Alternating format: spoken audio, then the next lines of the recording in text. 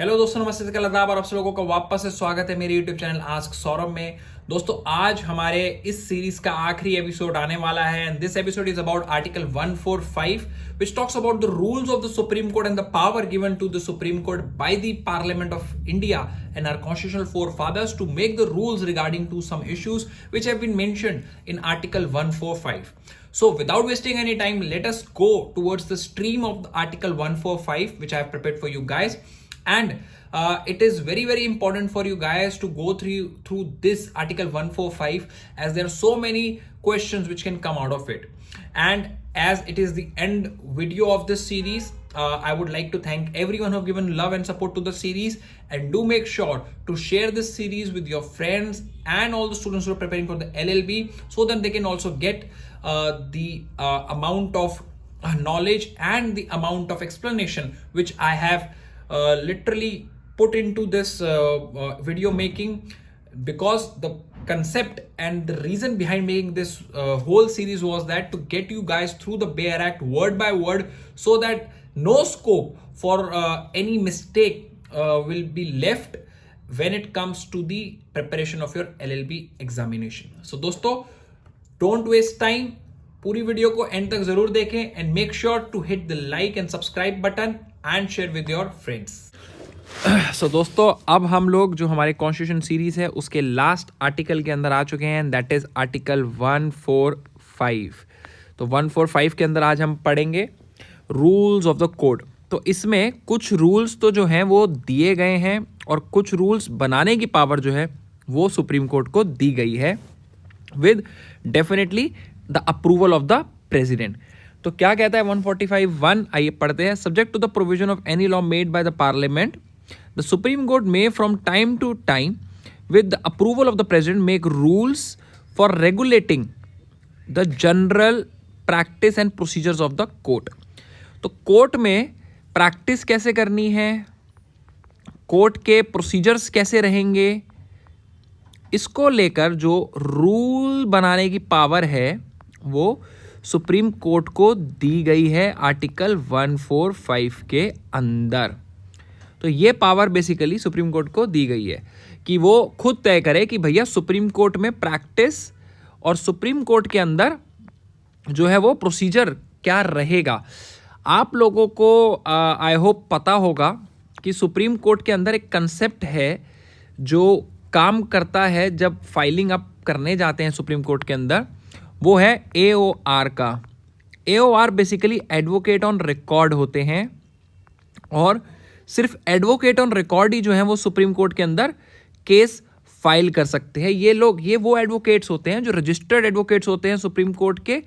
After exam और after lot of preparation advocate on record prepare होते हैं, और जब भी आप कोई भी जब अपील या कोई भी प्ली आप सुप्रीम कोर्ट में लेके जाएंगे तो एडवोकेट एंड रिकॉर्ड का उस पर आपका प्रेजेंस होना बहुत ज़रूरी है, अदरवाइज वो एंटरटेन नहीं होती। तो ऐसे रूल्स जो हैं कि भैया उसका प्रैक्टिस कैसे किया जाएगा, प्रोसीजर्स क्या क्या रहेंगे, वो रूल्स बनाने की पावर हमारे आर्टिकल 145 के अंदर सुप्रीम कोर्ट को दी गई है।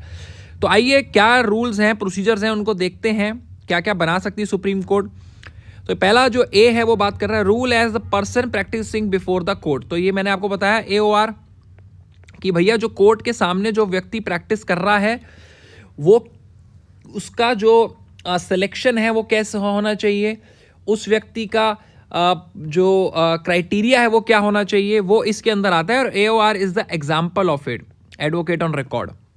उसी तरीके से rules as to the procedure for hearing appeals and other matters pertaining to the appeals including the time within which the appeal to the court are to be entered। तो आप लोगों ने देखा होगा कि अपील का प्रोसीजर्स होते हैं कि भैया कौन कौन सी प्रोसीजर हमने ऊपर पढ़ी हुई है, 132 से लेकर 134 तक जो हमने अपील्स पढ़ी हैं, ठीक है, उन अपील्स का प्रोसीजर क्या रहेगा, प्लस कितने टाइम लिमिट के अंदर आप अपील कर सकते हैं।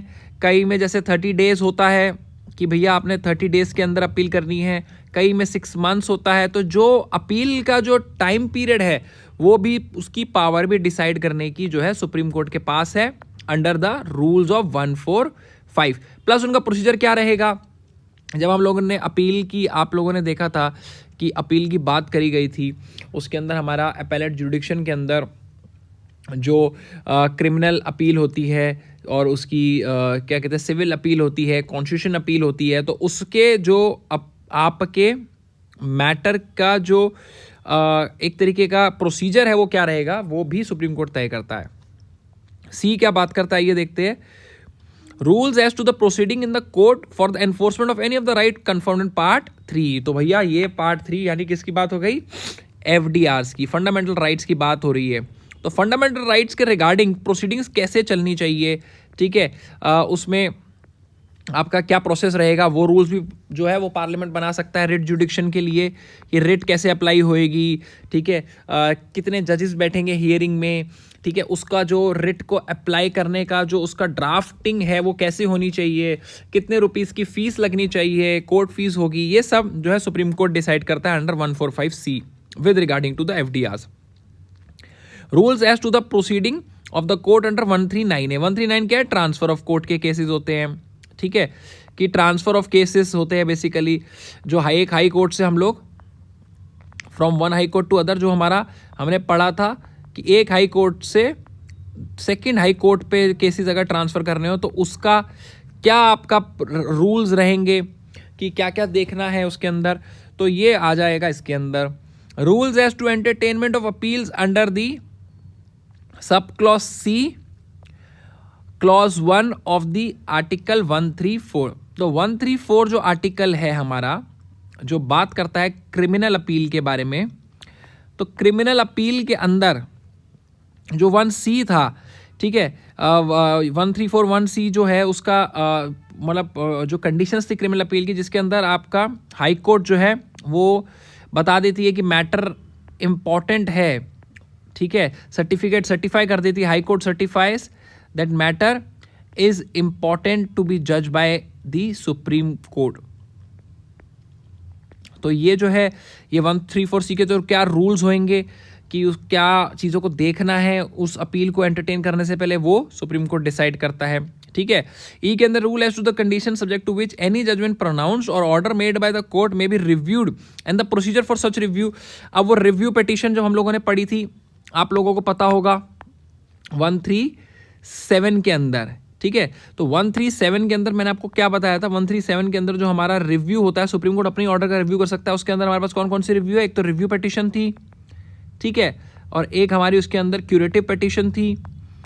अब मैंने आपको बताया था कि क्यूरेटिव पिटीशन का भी एक तरीका होता है, कि क्यूरेटिव पिटीशन में मैंने आपको क्या बताया था, क्या रूल होता है, कि 3 जजेस ले लेते हैं senior most including the CGI, plus जो जिन जजेस ने पहले केस सुना हुआ वो जजेस होते हैं, ठीक है, फॉर्मर जजेस जो उस केस के हैं, ठीक है, वो जजेस फिर पहले सुनते हैं, फिर इनकी मेजॉरिटी होती है, मेजॉरिटी डिसाइड करती है कि क्या इसको हियरिंग करनी चाहिए, फिर हियरिंग होती है, फिर केस डिसाइड होता है।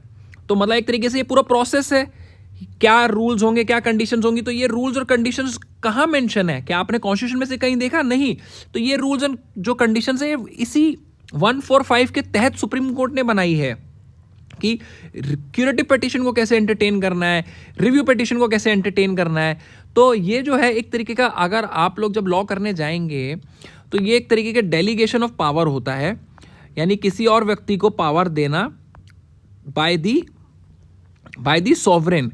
सॉवरेन क्या हुआ आपका, पार्लियामेंट सॉवरेन है, तो पार्लियामेंट बाय द सॉवरेन आप पावर दे रहे हैं एक अथॉरिटी को to make its own rules. तो ये 145 जो है कॉन्स्टिट्यूशन का, एक तरीके का डेलीगेशन ऑफ पावर है to the supreme Court by the Parliament of India to make the rules and regulation for the matter Supreme Court things and have been listed under these subsections. अब F में क्या है, rules as the cost and the incidentals. तो जो cost of the cases है incidental to any proceeding, यानी जो court fees है रिगार्डिंग डिफरेंट केसेस, वो सुप्रीम कोर्ट डिसाइड करेगा, ठीक है। इसके अंदर आ गया rules as a granting of bail. Granting of bail का रूल्स, अब आप इस पॉइंट को समझिए, ग्रांटिंग ऑफ बेल का लॉ नहीं बनाना पार्लियामेंट को, सुप्रीम कोर्ट के रूल्स बनाने हैं कि भैया उसमें कैसे जो बेल की प्ली है वो सुनी जाएगी।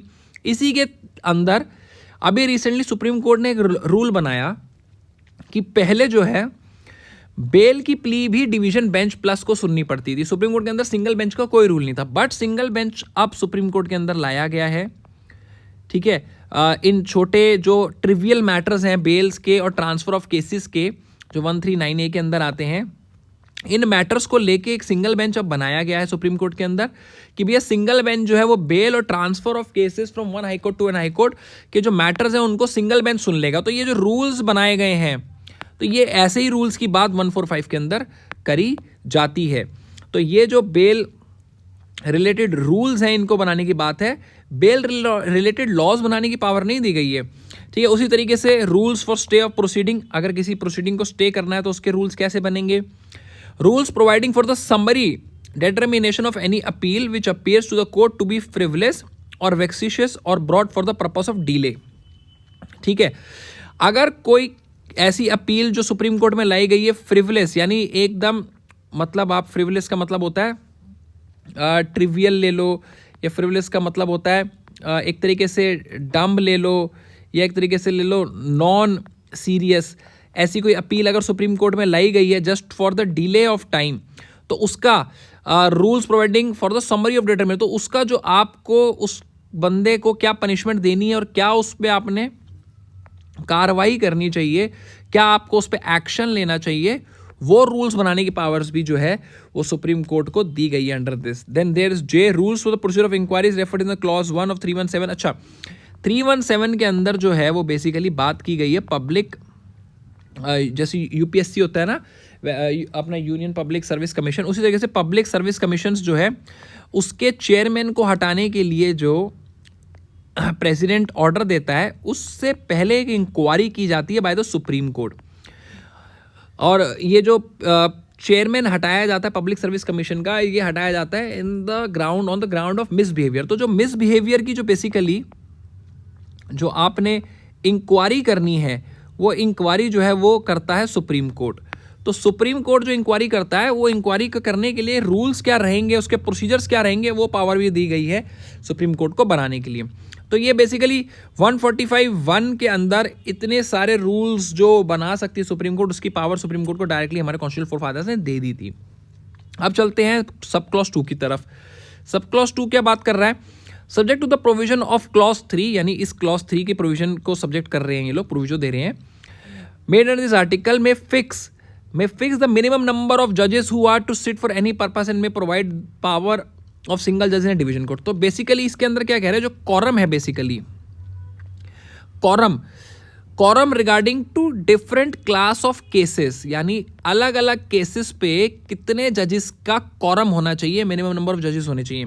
जैसे कि आपको पता होना चाहिए कि कॉन्स्टिट्यूशनल बेंच जो है दैट कंप्राइजेस ऑफ मिनिमम 5 जजेस।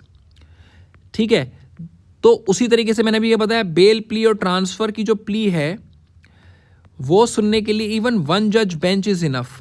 तो ये जो कॉरम है बेसिकली कि ये कॉरम क्या रहेगा, ये पावर डिसाइड करने की भी सुप्रीम कोर्ट को दी गई है।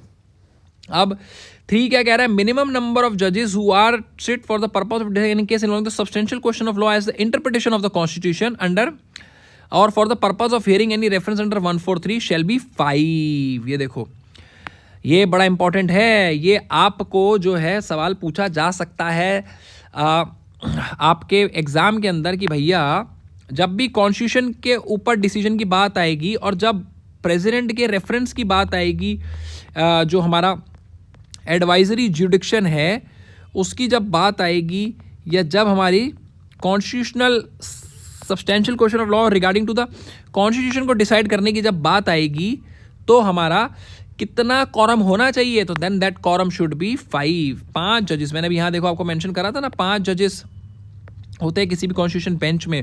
तो उसी तरीके से 143, जब 143 में कोई केस डिसाइड हो रहा है प्रेसिडेंट का एडवाइजरी जुडिक्शन के अंदर, तब भी जो कॉरम है दैट शुड बी ऑफ 5 जजेस। तो ये देखो आपको 3rd के अंदर बता दिया गया है। They have this condition provided that where the court hearing an appeal, court एक अपील सुन रहा है under the provision of this chapter other than 132 को हम लोग छोड़ देते हैं, क्योंकि 132 आपको पता ही है सब्सटेंशियल क्वेश्चन जो ये यहाँ पे बात करी गई है, substantial question of law interpretation of the constitution से रिलेटेड है, उसको एक्सेप्ट कर दिया इसलिए यहाँ पे ऑफ लेस देन 5 जज। अगर 5 जज से कम का जो बेंच है, अगर वो कोई केस सुन रहा है, ठीक है, in the course of the hearing, यानी हेयरिंग होते होते appeal of the court, it is satisfied that the appeal involve substantial question of law and interpretation of the constitution. वो कह रहा है कि एक केस है जो शुरू हो चुका है लेस देन 5 जजेस के साथ, और वहां पे एकदम in between the course of the case जो है वो ये पता चलता है कि भैया there is a substantial question of law, कि एक भैया substantial question of law regarding to the constitution, then the determination of which is necessary for the disposal of the appeal, और उसका डिसाइड होना बड़ा जरूरी है। तो in such case court shall refer the question for opinion to the court constitution as required by this clause for the purpose of the deciding any case involving in such question। तो court को जो है इस ऐसे case को refer कर देना चाहिए उस बेंच को which have been decided under this clause, इस क्लॉज के अंदर for the purpose of deciding any case involving such question। यानी ऐसे किसी क्वेश्चन को डिसाइड करने के लिए जो बेंच डिसाइड किया गया है इस क्लॉज के अंदर वो कितना है 5। तो यानी अगर मिल लेस देन 5 जजेस का बेंच है और वो एक अपील सुन रहा है और ऑल ऑफ अ सडन वहां पे एक substantial question of law regarding to the interpretation of constitution हो जाता है, देन दैट बेंच, जो वो बेंच है उसको केस रेफर कर देना चाहिए टू दी 5 जज बेंच जहां पे कॉन्स्टिट्यूशन की बात आ गई है। तो ये इसके प्रोविजन के अंदर ये बताया गया है। अब चलते हैं हमारे फोर्थ के ऊपर। फोर्थ के बात करें, no judgment shall be delivered by the supreme court save in the open court except. Save का मतलब जो होता है वो एक्सेप्ट होता है, आप ध्यान रखिएगा लीगल टर्म्स के अंदर सेव का मतलब एक्सेप्ट होता है। तो इसको हम लोग अगर हम एक्सेप्ट पढ़ेंगे तो दिस इज नो डिफरेंस। तो ये कह रहा है no judgment shall be delivered by the supreme court except in open court and no report shall be made under article 143 except in accordance with an opinion also delivered in open court. तो ये क्या कह रहे हैं 143 की जो hearing है that should happen in open court. यानी प्रेसिडेंट ने जो रेफर करा है केस जो प्रेसिडेंट ने केस रेफर करा है सुप्रीम कोर्ट को, अगर उसके अंदर कोई हियरिंग हो रही है तो वो भी ओपन कोर्ट के अंदर होना चाहिए, जजेस के चैम्बर्स के अंदर नहीं। फिफ्थ क्या बोल रहा है, no judgment and no such opinion shall be delivered by supreme court except with the concurrence of the majority of जजेस। यानी सुप्रीम कोर्ट का कोई भी जजमेंट जो है वो या कोई भी ओपिनियन जो है वो कभी भी डिलीवर नहीं होना चाहिए एक्सेप्ट द मेजॉरिटी। यानी आप जो सुप्रीम कोर्ट के बेंच है, बेंच की मेजॉरिटी जो डिसाइड करेगी वही ही जजमेंट का ऑर्डर होगा, मेजॉरिटी। बट इसका मतलब ये भी नहीं है but nothing in this clause shall be deemed to prevent a जज, यानी उस जज को who doesn't concur from delivering the dissenting judgement और opinion. But nothing in this clause shall be deemed to prevent, उस जज को भी नहीं रोका जा सकता। देखो जजमेंट जो है उसका जो ऑर्डर है वो तो मेजॉरिटी का ही माना जाएगा, मगर जो डिसेंटिंग जज है यानी जो डिसेंटिंग जज है बेसिकली उसका जो ऑर्डर है उसको भी प्रिवेंट नहीं करा जा सकता कि वो डिलीवर अपना ऑर्डर करे। तभी आप लोगों ने देखा होगा कि जजमेंट जब उसमें कोई डिसेंटिंग जज होता है तो डिसेंटिंग जज की जजमेंट जो होती है वह भी ऑर्डर के अंदर होती है, बट जो ऑर्डर है वो जो इंप्लीमेंट होगा वो हमेशा कंकरेंस विद मेजॉरिटी से होता है और वो मेजॉरिटी से ही डिसाइड होता है। तो बहुत ही इंपॉर्टेंट ये आर्टिकल 145 था और मैंने बहुत ही अच्छे तरीके से आपको एक्सप्लेनेशन के साथ ये 145 ढंग से समझाया है और मैं उम्मीद करता हूँ कि इससे रिलेटेड अगर कोई भी क्वेश्चन आपको आपके एग्ज़ाम के अंदर आएगा तो आप उसको बहुत अच्छे से कर आएंगे। तो दोस्तों हियर इज इट फाइनल, ये आपका आर्टिकल था इस सीरीज़ का और हम लोग आज यहाँ पे हमारा जो पार्ट 5 चैप्टर 4 यूनियन जुडिशरी तो सुप्रीम कोर्ट ऑफ इंडिया को फिनिश करते हैं। बहुत बहुत धन्यवाद।